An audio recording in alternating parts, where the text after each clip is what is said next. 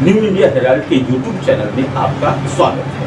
आज की कुछ अहम खबरों पर आइए डालते हैं एक नजर। अजित पवार समेत पार्टी के कई नेताओं के महाराष्ट्र सरकार में शामिल होने के एक दिन बाद एनसीपी प्रमुख शरद पवार ने आज सतारा में कार्यकर्ताओं से बात की और आरोप लगाया कि देश में चुनी हुई सरकारों को गिराया जा रहा है। देश में लोकतंत्र को बचाने की जरूरत है। उन्होंने कहा कि कुछ लोग महाराष्ट्र और देश में जाति और धर्म के नाम पर समाज के बीच दरार पैदा कर रहे हैं। इन सांप्रदायिक विभाजन पैदा करने वाली ताकतों से लड़ने की जरूरत है। महाराष्ट्र में मचे सियासी घमासान के बीच बिहार से भी चौंकाने वाली खबर सामने आ रही है।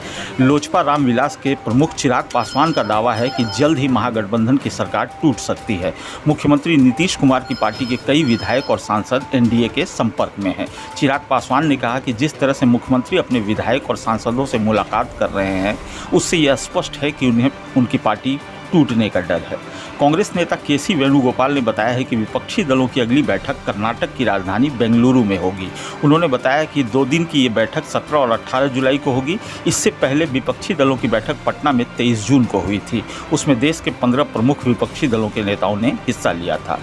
देश में चुनाव प्रक्रिया को पारदर्शी बनाने के उद्देश्य से चुनाव आयोग ने सोमवार को एक ऑनलाइन पोर्टल की शुरुआत की। सभी राजनीतिक पार्टियों को अपने वित्तीय विवरण की जानकारी इस पोर्टल पर देनी होगी। वित्तीय विवरण के साथ ही राजनीतिक पार्टियों को चुनाव खर्च और पार्टी को मिलने वाले आर्थिक योगदान की भी जानकारी देनी होगी।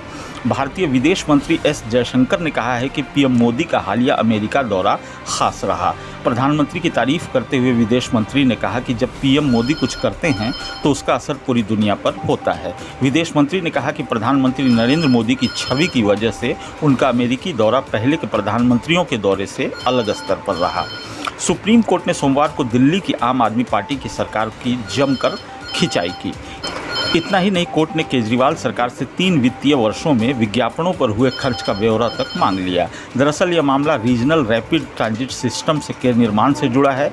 आप सरकार ने सुप्रीम कोर्ट में ही इसके निर्माण के लिए फंड्स मुहैया कराने में असमर्थता जता दी थी। हालांकि सुप्रीम कोर्ट ने इसे लेकर आप सरकार को ही घेर लिया। सुप्रीम कोर्ट ने आप नेता सोमनाथ भारती को राहत देते हुए उनके खिलाफ यूपी के सुल्तानपुर कोर्ट की कार्रवाई पर रोक लगा दी है। बता दें कि आप नेता ने उत्तर प्रदेश के अस्पतालों और स्कूलों के बारे में अपमानजनक टिप्पणी की थी, जिसके चलते उनके खिलाफ मामला दर्ज किया गया था। मणिपुर में 3 मई से कुकी और मैतेई समुदाय के बीच हिंसा जारी है। इम्फाल से लगभग 70 किलोमीटर दक्षिण पूर्व में रात भर चली गोलीबारी में कम से कम 5 अन्य घायल हो गए। इससे पहले रविवार सुबह विष्णुपुर चुरचांदपुर सीमा पर फिर से दोनों समुदायों के लोग भिड़ गए। इस हिंसा में 3 लोगों की गोली मारकर हत्या कर दी गई और चौथे का सिर काट दिया गया। इस बीच कुकी समुदाय की ओर से आर्मी प्रोटेक्शन की मांग को लेकर सुप्रीम कोर्ट में आज सुनवाई हुई। यूपी के बाहुबली नेता मुख्तार अंसारी की पैरवी पर खर्च 55 लाख रुपए की वसूली पर सीएम भगवंत मान के बयान पर कांग्रेस हमलावर हो गई है। पूर्व डिप्टी सीएम और जेल मंत्री सुखजिंदर रंधावा ने भगवंत मान के दावे को झूठ बताते हुए कहा कि यह फीस 55 लाख नहीं बल्कि 17.60 लाख बनती है। जो फीस नहीं दी उसकी रिकवरी क्यों? रंधावा ने कहा कि मुझे नोटिस भेजा जाए, फिर मैं जवाब दूंगा। साथ ही उन्होंने कहा कि वे भगवंत मान पर मानहानि का केस करेंगे। चीनी अरबपति और अलीबाबा कंपनी के मालिक जैक मा ने अचानक पाकिस्तान का दौरा किया है। इस खबर की पुष्टि पाकिस्तान के कई कारोबारियों ने की है।